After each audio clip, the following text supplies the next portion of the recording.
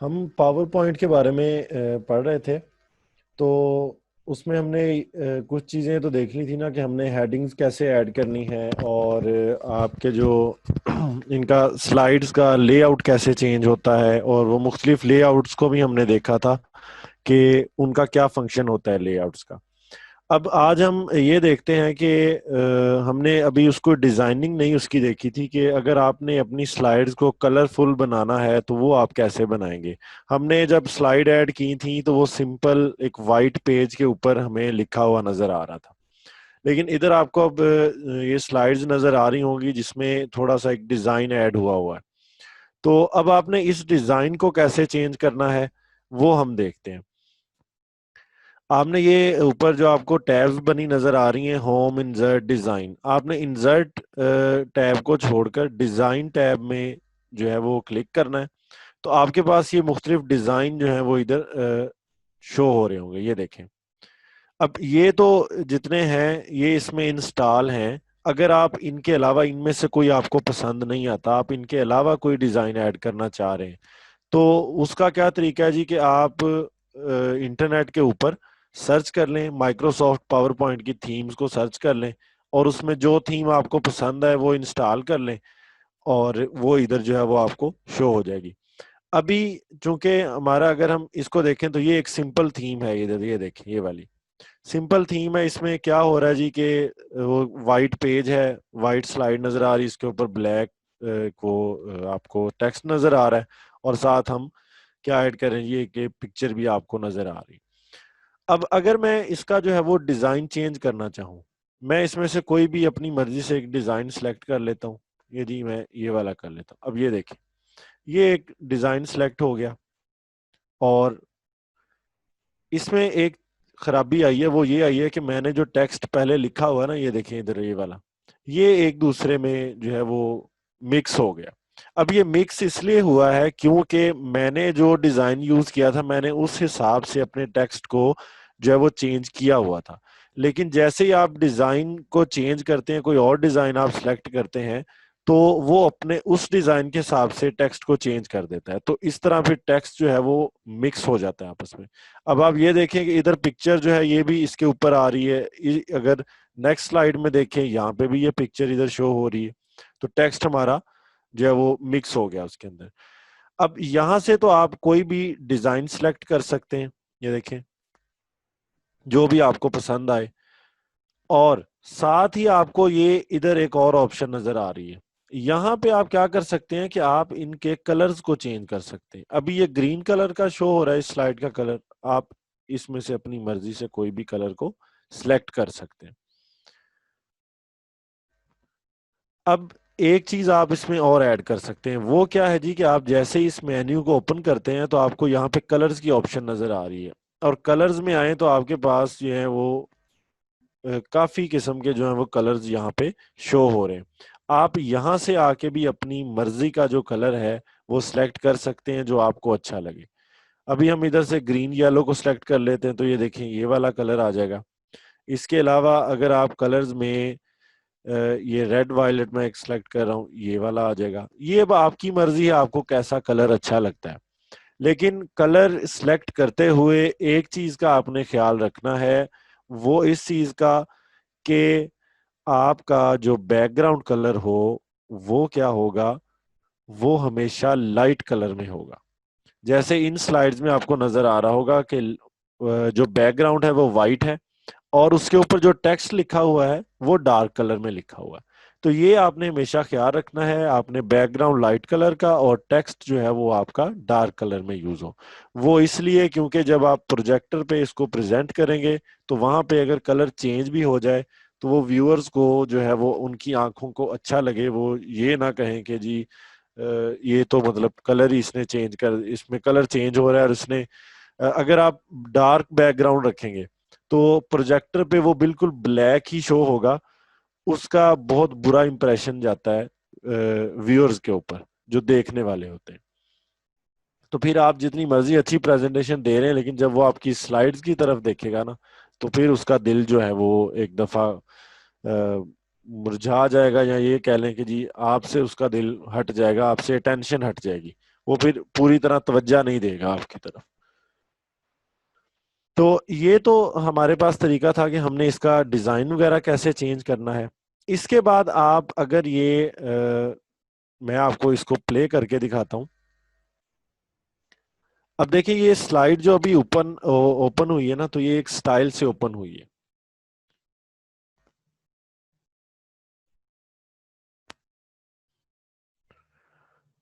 अब मैं next slide जैसे क्लिक करूंगा, नेक्स्ट स्लाइड आ जाएगी। फिर क्लिक किया, नेक्स्ट स्लाइड आ गई। अब आप देखेंगे स्लाइड जो है ये एक खास तरीके से ऊपर जा रही है। तो अगर मैं इस तरीकाकार को चेंज करना चाहूँ, इसके जो ये जैसे शो हो रही है इसको मैं अगर चेंज करना चाहूँ कि ये किसी और तरीके से शो हो, या जो अगर जिन स्लाइड्स में मेरी पिक्चर्स ऐड हैं वो मैं चाह रहा हूँ जी कि वो बाद में शो हो, पहले मेरा टेक्स्ट शो हो जाए, तो इसका भी एक तरीकाकार है। आपने डिजाइन टैब के बिल्कुल साथ ही ये ट्रांजिशन टैब है, इसको ओपन कर लेना। अब यहाँ पे क्या होगा कि आपने जब अपनी स्लाइड्स के ऊपर इफेक्ट लगाने हैं ना, तो यहाँ पे आप वो चेंज कर सकते हैं। अभी जो हम स्लाइड्स के ऊपर इफेक्ट लगा हुआ था वो ये वाला था, पुश वाला। यानी आपकी स्लाइड जो थी जब आप क्लिक करते थे तो वो ऊपर की तरफ जाती थी। अब मैं क्या करता हूँ जी, मैं इस स्लाइड के ऊपर यही ये पुश वाला ही रहने देता हूँ, और मैं नेक्स्ट स्लाइड के ऊपर आता हूँ तो यहाँ पे भी ये पुश वाला जो है ये इफेक्ट जो है ये सिलेक्ट हुआ हुआ है। हम इधर जो है इसको चेंज कर लेते हैं। मैं ये स्प्लिट वाला कर लेता हूँ, ये ले। अब ये ऐसे शो होगा। अब हम इसको ओपन करते हैं।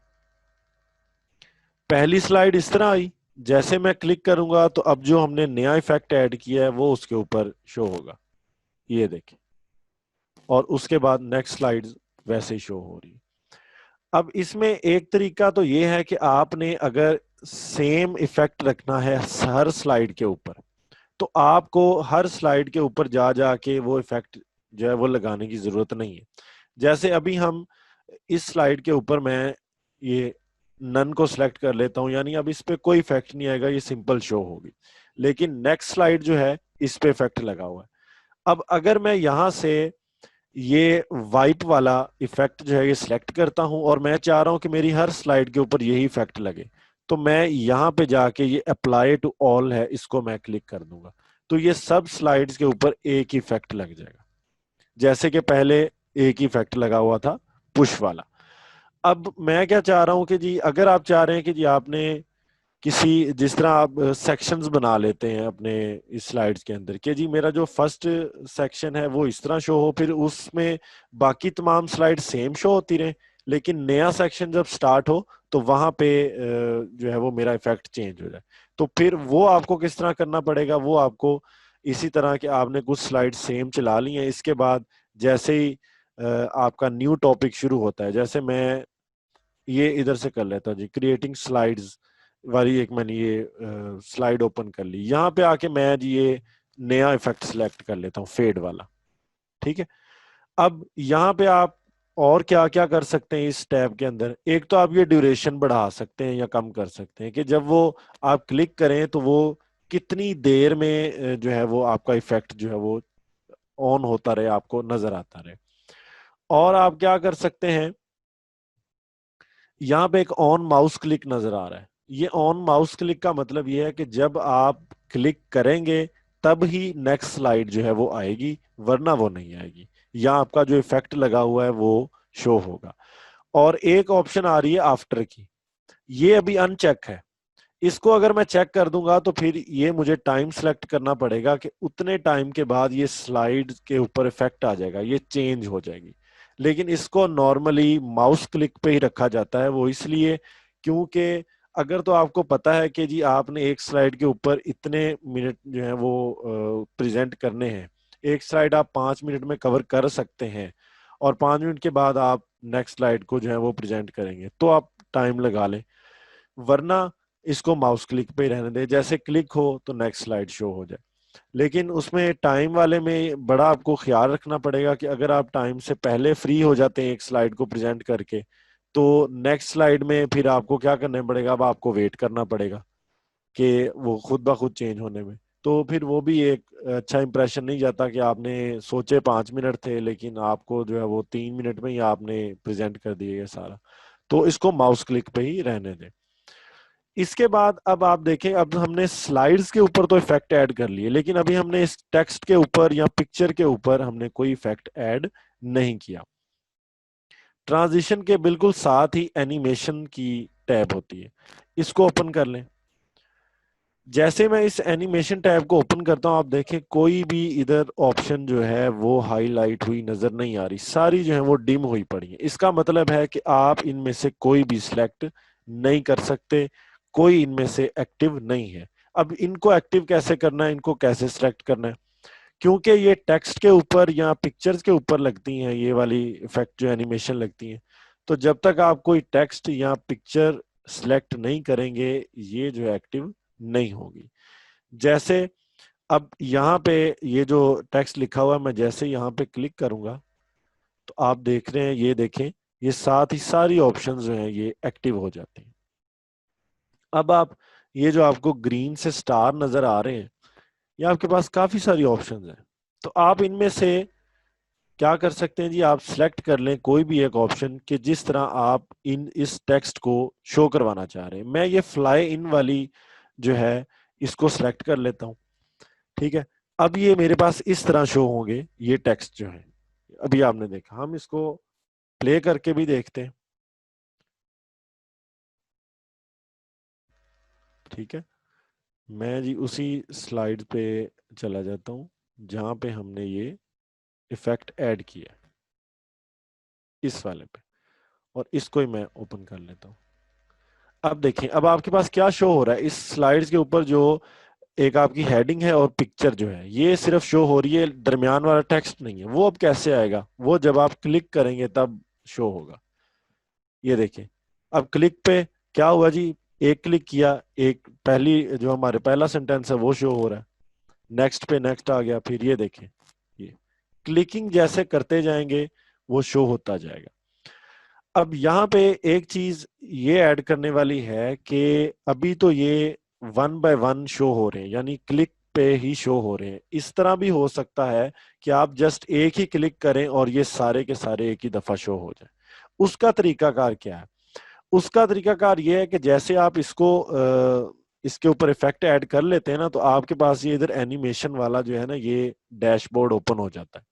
यहाँ पे आपको ये देखें, आपने जो इफेक्ट ऐड किया हुआ है ना वो यहाँ पे आपको शो हो रहा है, और यहाँ पे ये एक एरो शो हो रहा है आपको। इसको अगर आप ओपन कर लेते हैं ना तो आपके पास ये तमाम टेक्स्ट शो हो रहा है, ये वाला। ये देखिए, to create a new presentation, click the Microsoft, click new, ये वाला, ये सारे शो हो रहे हैं। अब इनके ऊपर नंबरिंग भी शो हो रही है, 1 2 3 4 5। इसका मतलब ये है कि अब आप जैसे ही क्लिक करते जाएंगे ये शो होते जाएंगे। लेकिन अगर आप इसको चेंज करना चाह रहे हैं कि जैसे ही मैं क्लिक करूं ये सारे एक ही साथ शो हो जाए, तो आप जिसको चेंज करना चाहते हैं उस पर क्लिक कर लें, ठीक है। उसके बाद आप क्या करेंगे, ये ऊपर आपको ये स्टार्ट का बटन नजर आ रहा है, इसमें ऑन क्लिक लिखा हुआ है, हम इसको ओपन करते हैं। इसमें क्या है जी, with previous and after previous, तो इसको विद प्रीवियस कर दें। अब क्या होगा, अब जैसे विद प्रीवियस किया है तो दोनों का नंबर 1 हो गया। अब इसका मतलब ये है कि जैसे ये वाला सेंटेंस आएगा साथ ही ये वाला आ जाएगा। आप बाकियों को भी ऐसे कर दें, विद प्रीवियस, ये ले,